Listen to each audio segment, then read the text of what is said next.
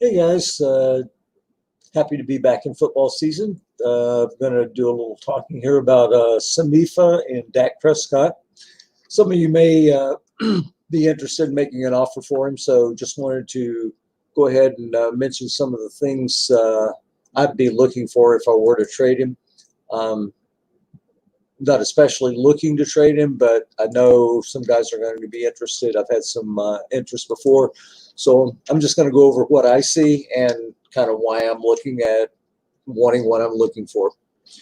First, we'll just take a look at him. I've got the screen share here. Dak Prescott, who's my placeholder for Pro Football Reference as a whole. And we'll be using that as kind of a guideline to go over some things here. Um, First, he's almost 27. He'll be 27 here in about 3 days, and uh, played in the SEC, the premier place to develop as a college player. And he did not necessarily play for the Harlem Globetrotters part of the SEC. He wasn't necessarily on the Washington Generals, but Mississippi State wasn't producing pro talent. And most of the teams he was facing were producing quite a few players that went in the first round or two. And especially some of the defenses he was going against, working with some really bad offensive players. But looking at a guy that 6'2", 238, maybe an inch shorter than you'd want out of the quarterback position, 238. You really kind of got to like the weight of a guy like that playing that position, kind of like Peyton Manning, I think of, a guy that looks like he might be able to take a hit or two. I'm just going to pull up his college stats. I don't look a ton at college stats, but it's an important thing to at least be aware of. Was eighth in Heisman voting in 2014. Probably doesn't have a lot of people pulling for a guy like Dak Prescott, to be honest with you. One of the recruiting things of, really good SEC schools is, we'll get you first or second team all conference. You'll get, drafted highly in the pros. We're going to get you on, 10 Saturdays out of the year. Mississippi State's not necessarily getting that. So, he may have been eighth best player. I don't know that. He may have been better in some of the other years, but at least he, showed a little bit very early in his career. You look at him at in 2013 when he was just a 20-year-old playing. It looks like as what they call a redshirt freshman, but 58%, 19.7.3. That's not bad at all in the SEC. 10 touchdowns, 7 interceptions, and 267 attempts. We'll just take a look at the rushing. Pretty amazing rushing stats for a guy that is also producing as a passer. That first year, 829 carries, 13 touchdowns. Look at his last couple of years, 986 in 13 games with 14 touchdowns, 588. So not just a guy that's mobile. He is definitely a guy that runs the ball and, is pistol rated, gets a couple of in runs plus those two bonus ones. So about 4 in runs a year. And plus the pistol rating helps you stay out of or get you a little bump on your pass rush or pass blocking rather. You see his junior year, that's the year he had some Heisman votes, 61.6%, 27-11 touchdown, interception, 8.7. To me, that's it's one of the things I like about him. He's very impressive with the competition level and who his teammates were versus who his opponents were. 8.7 in the SEC, almost 1,000 yards rushing, 340 or 34-49, 13 games.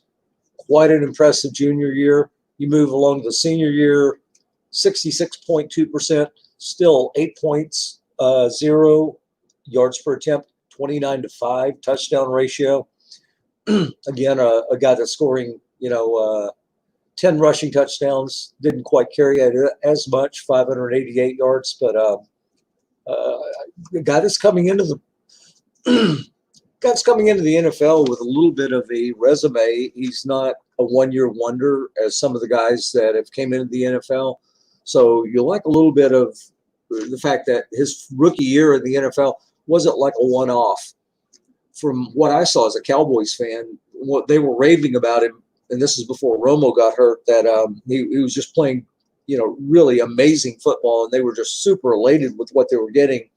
And of course, he didn't throw an interception like the first 6 or 7 regular season games as a rookie, but he also hadn't thrown one in camp. So you've got a long stretch of weighted beginning to his career that looks really positive and promises us that, this could be a really good NFL quarterback. 2016 to 2019 in the NFL, coming in age 23, falls into the first game start as a rookie with Romo getting hurt the preseason, loses the first game, and then they win like 11 straight or something like that. And very nice first season, 68%, 8 yards per attempt, 0.9 interceptions, 23-4 interception touchdown ratio. A lot of things you don't see out of any rookies, but again, when you add it with the college stats, you're starting to get a feel, this really could be a good quarterback. It's not like a fluke kind of situation. At this point, he's still playing with some guys at the very end of their careers. Des Bryant, Terrence Williams, Jason Witten, and you've got our young Cole Beasley. As a rookie, you've got Ezekiel Elliott. Of course, you've got 3 really good offensive linemen. But you look at the receiving core, there's not a lot of good receivers, and you see that again in 2017. I had a decline, in my opinion, about halfway through the 2017 season. From that point, I still liked Dak almost as well as Wentz, who I liked as pretty much the best quarterback to come out in a few years at that point. Since Andrew Luck, I like Wentz and then Prescott, but still like Wentz better. He was showing a lot more, but it was a really close situation at that point. Wentz went on to get hurt 4 or 5 games later, but Dak actually had a decline the last part of 2017. Again, throwing to Des Bryant, Terrence Williams, and Jason Witten, all of them out of the NFL the following year.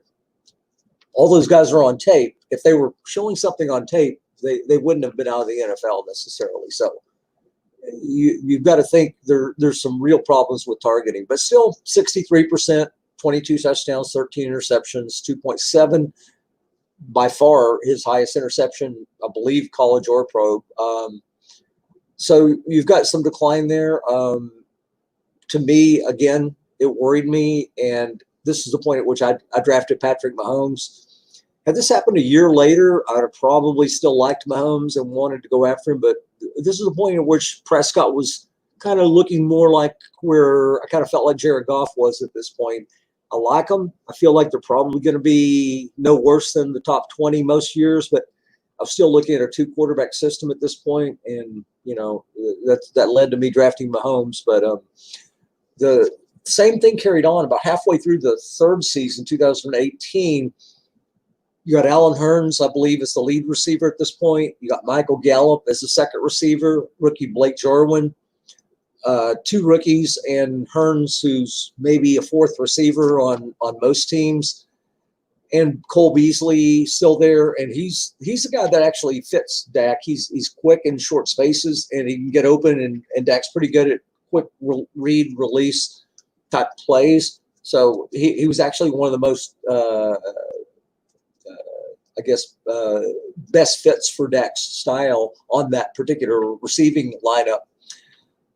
Again, I felt like his targeting for now a year and a half, 2 years has been just amazingly bad. He's had such little receiving help to me. You can bring up Elliott all you want, but a guy averaging 4.1, 4.3, and just getting 300 carries for 1,500 yards, it's a good volume thing, but I think most quarterbacks want guys that are getting open, and you don't see very many of the Cowboy receivers, like I say, having a lot of people after them after they leave the Cowboys.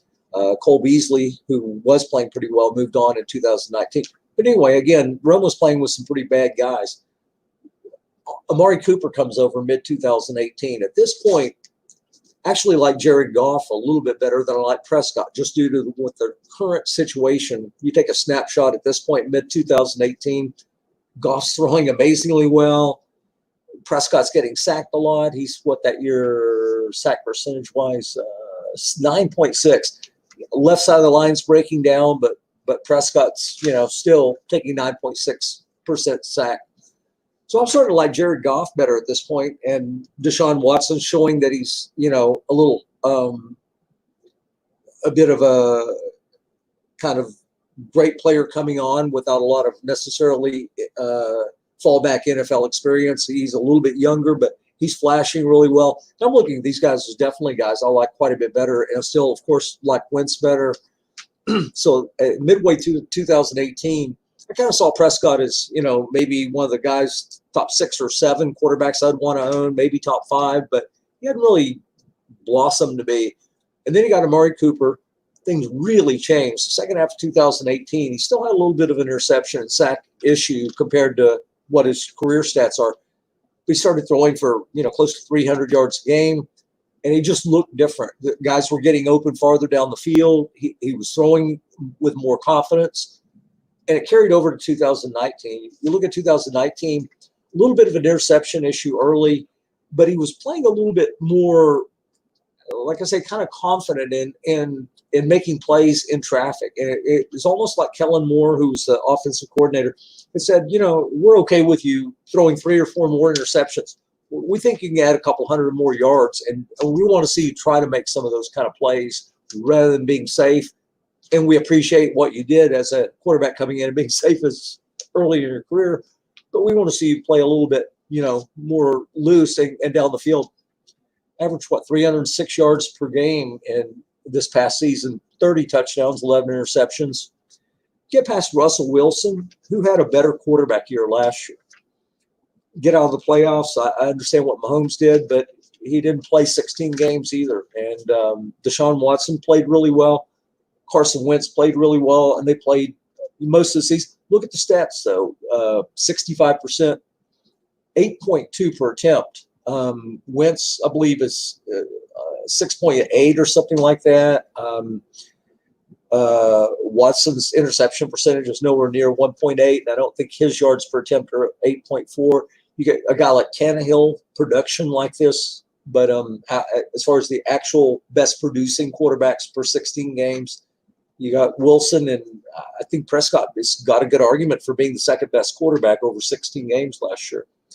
Again, 4,900 yards, very, very good NFL season by any standards, but for a guy in his 4th year that has actually played pretty well as a whole, now you're looking at 66% NFL completion percentage for his career, 1.7 interception, and 7.6 yards per attempt.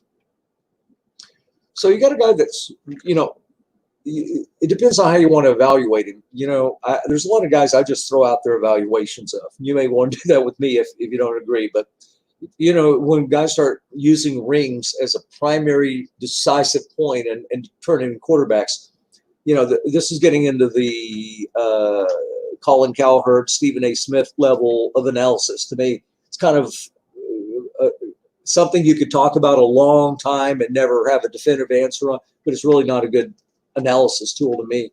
Some things I do think are good that are kind of things you can't really qualify, but leadership. How many teams would be likely to hand over the reins of their franchise to a guy like Dak Prescott, for instance? Durability. It's one of the biggest things. You look at quarterbacks. How long are they going to play? We're looking at guys now that were born and are 10 or 12 years older than guys like Wentz or Prescott or Watson, Mahomes. You're looking at guys 10 years older than them, 15 years older, that are now playing close to 40 or right at 40. You look at some of the guys like, for instance, Brady, Breeze have already hit it. Big Ben, you figure has got 2 or 3 more years. You figure Ryan's got at least 3 or 4 more years. Rivers a couple more years. If Matt Ryan plays 6 more years, all these guys made it all the way through 40. So when you're looking at a young quarterback that's playing at age 26, you may be looking, even if they only played and don't play past that, if they just played a 40, they've possibly got 15 more seasons left. So, looking at a quarterback is a little bit different position-wise, especially if you got somebody that's kind of what I would call semi-fa good. He's a good fit for the league. He does things that you like in a league situation. I like that about Prescott. Low interceptions. You can play a lot of different styles of NFL football with him. Pistol rated. It's got some running ability, in run and must run. And a guy, let's just say if Dennis right now had Patrick Mahomes, Russell Wilson is 5 years older at 31. What would you feel like you'd want for Russell Wilson if you've got possibly another 12 years left in him. A lot more than just the number one overall pick. You could go get a Bosa or a Kyler Murray, but you don't really want to take a lottery ticket when you've got a sure thing like Wilson. You'd want 3 or 4 Kyler Murrays or Bosa types. So in a way, it almost seems. Again, he's 31 at the moment. Everybody's not going to end up being a Patrick Mahomes, of course. There won't be Tom Brady's. But if you're saying, well, Brady was the best, he was over maybe a 20-year period. But maybe 5 of those years he was actually the best. A lot of those years he's probably in the 6 to 12 range. But you got guys like Aaron Rodgers, Breeze, Peyton Manning, Big Ben, Rivers, Matt Ryan, Tony Romo, great NFL players. They weren't necessarily the best ever or the best over the 20-year period. But those are guys that if you've got those guys, you're not going to trade them. And if you did trade those guys early, it probably wasn't one of the best deals you ever made looking back. Most of the time, those guys just don't go on the market. You have guys that are playing the most important and probably influential position, and they play for a long, long time at a high level. You just don't see those top 6, 8, 10 quarterbacks go. Even dealing for draft picks, those guys are unpredictable. Some of those guys will work out. As much as I love drafting like defensive linemen early, they've got one of the worst hit rates in the NFL, somewhere around 50 or 60% hit rate. Yeah, you may get a great Julius Peppers type, but a lot of times you can completely miss with guys like that. So if you're looking at somebody you think might have a 20-year career possibly or 15 remaining, and you're trading for even a really good player at a time where if he's the best at his position, like a cornerback 6, he might only do that for 3 to 8 years, maybe 5 on average. You're looking at 5 really good years versus 15 or 20 maybe really good and valuable years. So to me, that's one of the hard things about trading a quarterback for like a great cornerback. And I love cornerbacks or a great offensive tackle.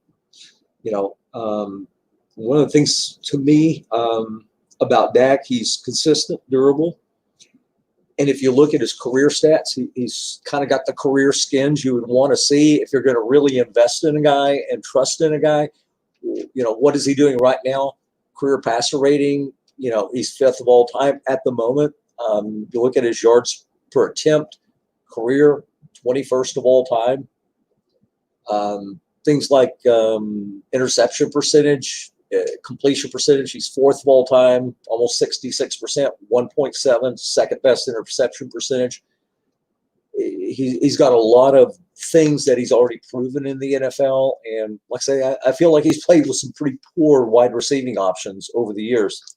Got some pretty good offensive linemen, but you look at guys, if you're, to me, trying to evaluate who's going to be the best to me for prospects over the, say, next 20 years, if you want to catch guys from now that could last for 20 years. In a 24-team league, these guys that are going to fall into, say, the top 5 or 10 or 15 are going to be impactful players for quite a few, maybe even 2 decades. And, if guys like, to me, Mahomes, and just due to the durability, I like Wentz and Watson a lot, but I feel like Prescott, just due to the health and the fact he looks more durable to me than those 2 guys long term, I'm not sure I wouldn't have anybody other than maybe Mahomes as guys I would say, I would really want over the next 20 years. So again, right or wrong, I just wanted to kind of explain my point of view on this, kind of get a little bit of unfortunately, some trolls kind of coming at me with, feeling like I'm overselling Dak, but those are the things I feel watching Dak play, looking at NFL scouts and people that I really trust, listening to them evaluate Dak Prescott. I feel like he's one of the best quarterback prospects that we've had in the last 10 or 15, 20 years. And, it'd be great to think that Mahomes is settled in for the next 15 or 20 years as being a great number 1 quarterback. But as we all know, it's the NFL. Anything can happen, and just can't really trust that's the way things are going to go. So anyway, that's sort of what I look at as far as Dak Prescott. If I get a good offer, I'm not going to make offers on my own this particular year. I'm just looking at keeping Prescott until, he's 31 or 32 maybe. And at that point, I feel like, maybe the value will be at the point somebody else, kind of can match what I'm looking for. But that's kind of why I valuing the way I do, and hope that helps for anybody looking at making an offer for him. And looking forward to the Samifa draft. Have a good night.